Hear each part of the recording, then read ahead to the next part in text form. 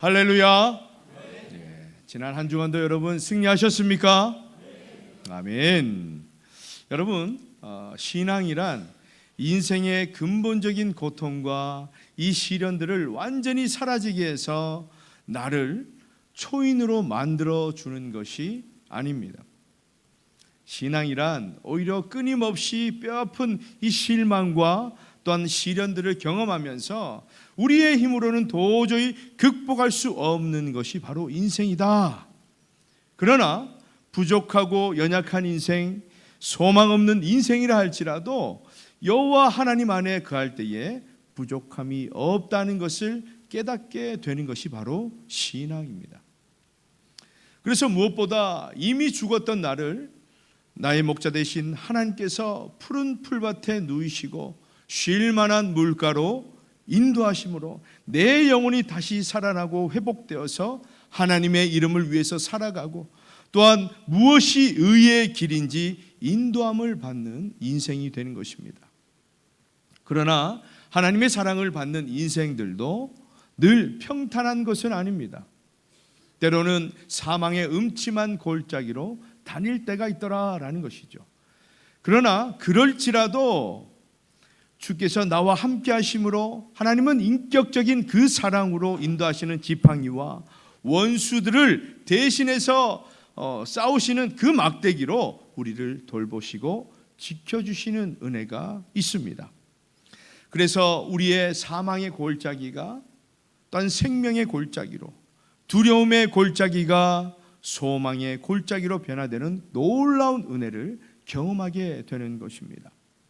뿐만 아니라 하나님은 우리의 원수 앞에서 정말 이 세상에서는 감히 맛볼 수 없는 그런 말씀의 밥상, 은혜의 밥상, 정말 그 응답의 밥상, 사랑의 밥상을 차려주심으로 우리는 승리하는 인생으로 만들어 주신다라는 것입니다. 그래서 우리 영혼의 빈잔에 성령의 기름 부어 주셔서 고난과 시련을 이기고 또한 역경을 이길 수 있는 새 힘을 공급해 주시는 것입니다. 그러므로 저와 여러분들도 참 좋으신 우리 여호와 하나님을 나의 목자로 모시고 늘 승리하는 그런 인생이 되시기를 주님의 이름으로 축복합니다. 그동안 시편 23편 우리가 5절까지 말씀을 나누었습니다. 오늘은 마지막 6절 말씀을 중심으로 말씀을 전합니다. 이제 다윗은 1절부터 5절까지의 그 고백을 토대로 해서 은혜를 입은 하나님의 자녀로서 앞으로 어떻게 살아가야 할 것인지에 대한 그런 결단 부분을 말씀하고 있습니다. 다 같이 결단하는 마음으로 우리 6절 말씀을 함께 읽습니다. 시작. 내 평생의 선하심과 인자하심이 반드시 나를 따르리니 내가 여호와의 집에 영원히 살리로다. 아멘. 다윗은 하나님을 나의 목자로 믿고 그의 사랑과 은혜를 경험하면서 한 가지 깨달은 사실이 있습니다. 그것은 하나님의 선하심과 인자하심이 반드시 나를 따라온다라는 것이죠. 여기서 따라오다라는 히브리어 라다프는 추격해 오는 것을 의미하고 있습니다. 다시 말해서 어떤 맹수가 먹잇감을 잡기 위해서 죽을 힘을 다해서 결코 포기하지 않는 그런 굳센 의지를 가지고 끝까지 따라가서 반드시 잡고야 마는 것처럼 그런 추격을 말씀하고 있다라는 것이죠. 절대로 빼앗기지 않겠죠. 한마디로 내가 어디에 있든지 우리 하나님은 나와 늘 함께 하신다라는 사실입니다. 이것을 다윗이 깨달았다라는 거예요. 그러면 여호와의 선하심과 인자하심은 무엇입니까? 하나님의 선하심은 히브리어 토브라고 하는데 좋음, 아름다움, 친절함, 부요함 등의 뜻이 있습니다. 그래서 하나님의 뜻과 목적에 맞는 것을 의미하는 것이죠. 그래서 그것이 바로 하나님의 선하심입니다. 며칠 전에 어떤 집사님과 기도 제목을 나누었습니다. 하고자 하는 일이 성사되었으면 하는 그런 말씀이었어요. 그런데 무엇보다 결과는 하나님께 다 맡겨드립니다. 그리고 어떤 결과가 되든지 간에 감사할 수 있도록 기도해달라, 그런 기도 요청이었죠. 어떻게 되었을까요? 관심이 없습니까? 그 결과는 바라는 대로 되지 않았습니다. 그러나 참 감사하게도 그 집사님은 전혀 낙심하거나 흔들리지 않았다라는 겁니다. 왜 그럴까요? 그것은 하나님의 선하심을 붙잡고 있었기 때문입니다. 만약 실망해서 만약 시험 들었다면 그 결과의 여부를 저에게 알려줄 리가 없는 것이죠.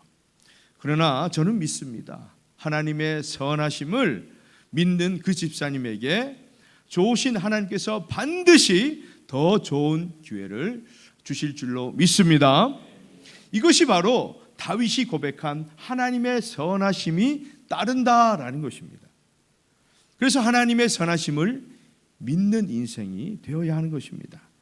또한 하나님의 인자하심은요, 히브리어 헤세드로 친절하심, 사랑하심이라는 뜻입니다.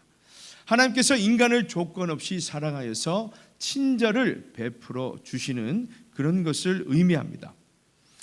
이러한 하나님의 사랑이 평생 동안 다윗을 따른다고 하면, 저와 여러분을 따른다고 한다면, 여러분 우리가 무엇이 염려가 되겠습니까? 그렇기 때문에 다윗은 정말 사망의 음침한 골짜기를 다닐 때에도 낙심하지 않았습니다. 왜요? 하나님의 그 인자하심을 믿었기 때문입니다. 사랑하는 여러분, 하나님의 선하심과 인자하심을 믿으십니까? 믿으십니까? 그렇다면 여러분 그 어떠한 상황과 그 결과에 여러분 흔들리지 마시고 낙심하지 마시기를 주님의 이름으로 축복합니다. 그렇습니다. 다윗이 내 평생의 선하심과 인자하심이 반드시 나를 따르리니 이렇게 고백한 것은 자신이 그 환난의 현장에서도 하나님의 선하심과 인자하심이 평생토록 자기와 함께 할 것이라는 그 확신이 있었기 때문입니다. 동시에 그 삶의 현장에서 하나님의 선하심과 인자하심을 계속적으로 추구하고 사모하며 믿음으로 살겠다는 결단인 것입니다. 이처럼 저와 여러분에게 하나님의 선하심과 인자하심에 대한 확신과 결단이 있기를 주님의 이름으로 축복합니다. 여러분, 많은 사람들이 지금 이 땅에서 일어나는 사건, 사고들을 보면서 이런 이야기들을 합니다. 그래, 너희들이 얘기하는 하나님이 선하심, 하나님의 그 인자심이 있다면서 왜 이 땅은 갈수록 악해지고 전쟁이 있고 폭력이 있고 테러가 있고 끔찍한 살인들이 있는가? 여러분, 요한복음 3장 16절 17절에 보면 주님은 이렇게 말씀하시죠. 하나님 세상을 이처럼 사랑하사 독생자를 주셨으니 이는 그를 믿는 자마다 멸망하지 않고 영생을 얻게 하려 하심이라.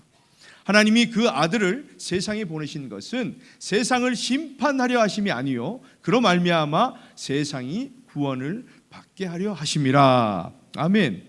그렇습니다. 하나님은 이 세상을 사랑하시기 때문에 누구를 보내셨어요? 독생자 예수, 그 독자를 보내신 겁니다. 하나밖에 없는 아들을 이 땅에 보내신 거예요. 그런데 이 땅을 멸망케 하라고, 이 악에 빠진 세상을 심판하라고 보내신 것이 아니라 구원하게 하시려고 보내셨다라는 겁니다. 그래서 이 세상이 원치 않는 악과 고통이 존재하는 이유는 하나님이 이 세상을 사랑하시기 때문입니다. 여러분, 부모라면 내 목숨보다 더 사랑하는 존재가 바로 자녀입니다. 그토록 소중한 자녀이라 할지라도 그 자녀가 망하는 길로 가고 잘못된 행동을 한다면 여러분 어떻게 하시겠습니까? 그냥 두시겠습니까? 독려하시겠습니까? 지원하시겠습니까? 그것은 진정한 사랑이 아니죠. 진짜 사랑한다면 그 자녀에게 고통을 줘서까지도 그 자녀가 다시 돌아오게 해야 합니다. 다시 그런 잘못된 길, 망하는 길을 가지 않도록 막아야 한다라는 것입니다. 결국 고통을 줄지라도 말입니다. 왜요? 진짜 사랑하기 때문에. 진짜 사랑하기 때문입니다. 어쩌면 여러분, 인간은요, 수많은 그 피조물들 가운데 별 볼 일 없는 피조물일 수도 있습니다. 그러나 하나님은 그 인간을, 그 피조물을 너무나 사랑하시기 때문에 인간에게 고통을 주시면서까지 깨우치게 하셔서 어떻게 하면 하나님께 돌아오게 할까? 어떻게 하면 예수 믿고 구원받게 할까? 그것에 관심이 있으신 것입니다. 물론 지금도 이 세상은 악과 고통 가운데 그렇게 많은 사람들이 살아가고 있습니다. 끔찍하죠. 하지만 더 중요한 것은 지금도 여전히 우리 하나님은 포기하지 않으시고 이 세상의 많은 사람들을 보고 계신다라는 겁니다. 여러분, 이것을 믿을 수 있기를 축복합니다. 그렇습니다. 다윗이 인생의 모든 온갖 고생, 어려움을 다 겪으면서 목자 되신 그 주님을 붙들고 살아온 인생의 결론이 무엇입니까? 하나님의 선하심과 인자심이 일평생 나를 따라올 것이다. 그래서 나는 하나님의 선하심과 인자심에 힘입어서 그렇게 살아갈 것이다. 이것입니다, 여러분. 이것이 다윗의 인생의 결론이다라는 겁니다. 여러분, 새해가 되었다고 해서 모든 사람에게 희망이 있을까요? 모든 사람에게 좋은 기회가 주어질까요? 그렇지 않습니다. 모두에게 그 미래가 밝은 것은 아닙니다. 오히려 세월이 화살같이 그렇게 빨리 가는 그 현실을 마주하면 오히려 미래에 대한 그 불안감과 그 염려가 쓰나미처럼 몰려오는 것이죠. 그래서 밖에 나오는 그 자체, 사람들을 만나는 그 자체, 세월이 가는 그 자체가 그에게는 끔찍한 지옥일 수 있다라는 것입니다. 이것은 남들보다 돈을 많이 가졌고 적게 가졌다라는 그런 의미가 아니에요. 나는 병들고 당신은 건강하네, 그런 의미가 아닙니다. 남들보다 명예와 권력을 가지고 있네, 그렇다고 해결되는 것이 있습니까? 없어요. 왜냐하면 영혼의 빈잔에 채워지지 않는 그 인생의 공허함이 미래를 더 어둡게 만들고 평안과 행복을 삼켜버리기 때문입니다. 그러나 우리는 하나님의 형상대로 지어진 존재들입니다. 여러분 믿으십니까? 그렇기 때문에 지금 우리에게 필요한 것은 물론 돈도 필요하고 건강도 필요해요. 그러나 우리는 하나님의 형상대로 지어진 존재라는 것을 우리가 깨닫고 그렇게 살아간다면 지금 현재 내가 하나님과 어떤 관계에 있는지, 그것이 가장 중요하다라는 것입니다. 다윗은 이런 확신 속에서 하나님을 나의 목자로 모시고 살아가는 것이 행복한 인생이구나, 이것을 깨닫게 되었다라는 것입니다. 그러면서 다윗은 마지막으로 아주 중요한 고백을 합니다. 내가 여호와의 집에 영원히 살리로다. 여기서 여호와의 집은 1차적으로 당시 예루살렘에 옮겨진 하나님의 이 언약궤를 둔 성막을 가리킵니다. 출애굽 때부터 모세가 하나님께 받은 그 계시대로 성막을 짓게 되었고, 그 성막에서 하나님께 예배드리고 하나님을 만났던 장소죠. 그래서 이 열왕기하 19장에 보면 이 아수르 산헤립로부터 이 위협을 받은 이 히스기야 왕이 어떻게 합니까? 더 많은 군사를 모으고 정말 훌륭한 전략가를 모아서 전쟁을 대비합니까? 그렇지 않습니다. 여호와의 전에 들어가서 그렇게 기도했습니다. 하나님 어떻게 할까요? 하나님 어떻게 할까요? 그렇게 하나님의 자비를 구했다라는 것이죠. 그리고 사무엘상 1장에 보면 이 자녀가 없어서 서러워한 이 한나가 그렇게 불만불평하지 않고 하나님의 성전에 들어가서 그렇게 통곡하며 하나님의 인자하심을, 하나님의 자비하심을 구했다라는 것입니다. 이처럼 인생의 위기와 승리, 그리고 슬픔과 기쁨, 태어나고 죽는 것, 인생의 모든 전반적인 것들을 가지고 성전으로 나아갔다. 이것이 무엇입니까? 이스라엘 백성들의 성전 신앙이었다라는 것입니다. 그러나 한 걸음 더 나아가서 이것은 어떤 공간적인 그런 제한을 받는 특정한 처소를 나타내는 것이 아니라 사실 우리 인생의, 우리 삶의 전 영역에서 하나님과 더 깊은 관계를 가지겠다는 그런 고백, 그리고 동시에 하나님의 주권 아래서 정말 하나님의 자녀답게 살겠다라는 그런 결단인 것입니다. 결국 이 6절에서 다윗은 이 하나님의 집에서 하나님의 선하심과 하나님의 그 인자심을 바라보면서 일평생 살아가겠습니다, 이렇게 결단했다라는 것입니다. 사랑하는 여러분, 이 현대 사회를 살아가는 이 많은 사람들이 이 삶의 의미를 찾지 못하고 방황하고 있습니다. 여러분, 이 시대를 바라보세요. 우리는 어떻게 이 시대를 읽어야 됩니까? 갈수록 악해지고, 이 시대에 무슨 전쟁이 일어나고 굶어 죽고 정말 인신매매를 당하고 이런 일들이 아직도 일어난다라는 것입니다. 그런 모습을 볼 때에 많은 사람들이 인생에 대한 허무함을 생각합니다. 또한 이 우리의 가치관이 흔들리고 이 SNS에서 나오는 그 사람들의 그 글귀 때문에 많은 사람들이 흔들리고 또 죽음을 택하기도 합니다. 최첨단 디지털 기술로 인해서 이 정보들은 정말 넘쳐나지만 여러분, 그 속에서 인생이란 무엇인가, 그 인생의 정의에 참된 것이 여러분 있습니까? 없어요. 그래서 많은 사람들이 이 인생을 정의할 때 인생은 참 의미 없다, 인생은 참으로 허무한 것이다, 그렇게 얘기를 합니다. 인생에 대해서 전도자가 전도서 1장 2절에서 이렇게 고백하죠. 헛되고 헛되며 헛되고 헛되니 모든 것이 헛되도다. 이것은 어떤 실패자의 고백이 아닙니다. 이 전도서는 인생의 모든 쾌락과 즐거운 모든 부와 영화를 다 누렸던 솔로몬이 인생을 정리하면서 얻은 체험적 결과입니다. 그렇다고 해서 이 솔로몬이 세상과 인생은 의미 없는 것이야, 괴로운 것이야, 더러운 것이야, 악한 것이야, 아무런 가치가 없다고 생각하는 그런 염세주의자가 아니었습니다. 비관주의자도 아니었습니다.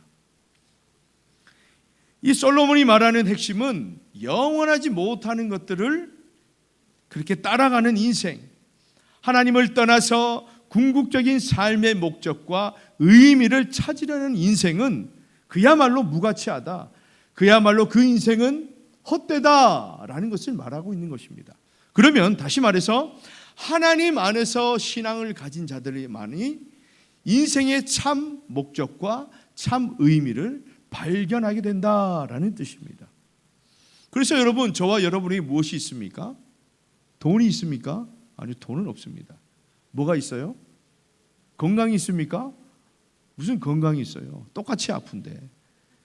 예수 믿는다고 건강합니까? 예수 믿는다고 부자가 돼요? 대신에 여러분, 우리에게는 뭐가 있어요? 천국 소망이 있다라는 겁니다. 천국 소망 얘기하면 답답해하는 분들도 있습니다. 아이고, 언제 천국 소망? 여러분, 이 땅에서 사는 삶이 길까요? 천국에서 사는 삶이 길까요? 예, 정답은 안 가봐서 모르겠습니다. 라죠. 근데 성경을 볼 때에 여러분, 천국이 영원한 시간 속에 있는 거예요. 이 땅에서의 삶은 너무나 짧은 것입니다. 그래서 우리에게 가진 것은 오직 예수 그리스도 소망, 그것이 참된 인생의 목적이고 참된 인생의 의미다라는 것입니다. 사랑하는 여러분, 우리가 하나님을 떠나서 무엇을 개척해 본들, 무엇을 만들 수 있고 어떠한 대단한 것을 만들 수 있겠어요? 불가능합니다. 그러나 시편 23편에 다윗은 그 인생을 허무한 것이라고 절대 고백하지 않았습니다. 오히려 부족함이 없는 인생, 안전이 보장된 인생, 최후 승리를 맛보는 그런 인생으로 내 평생의 선하심과 인자심이 반드시 나를 따르리니 내가 여호와의 집에 영원히 살리로다. 여러분, 이 고백이 저와 여러분의 인생의 결론이 될 수 있기를 주님의 이름으로 축복합니다. 왜냐하면 여러분, 다윗은요, 여러분, 우리가 다윗이 어떤 인생을 살았는지 잘 알잖아요. 평생 사울 왕과 이 대적들에게 쫓겨나서 그 광야에서 그렇게 정말 하루도 마음 편하게 살 날이 없었습니다. 그러나 중요한 것은 여호와 하나님이 나와 함께 하심으로 전혀 흔들리지 않았다라는 것입니다. 그 이유가 뭐예요? 하나님이 나와 함께 하심. 어떤 것이? 하나님의 선하심과 하나님의 인자하심이 반드시 나를 추격한다, 나와 함께한다라는 것을 확신했기 때문입니다. 열왕기상 2장에 보면 다윗은 마지막에 솔로몬을 불렀습니다. 유언을 한 것이죠. 힘써 대장부가 되라. 하나님의 명령을 마음과 성품을 다해 꼭 지켜라. 무슨 말입니까? 아버지, 나는 제대로 못 살았으니까 너라도 잘 살거라. 그런 뜻입니까?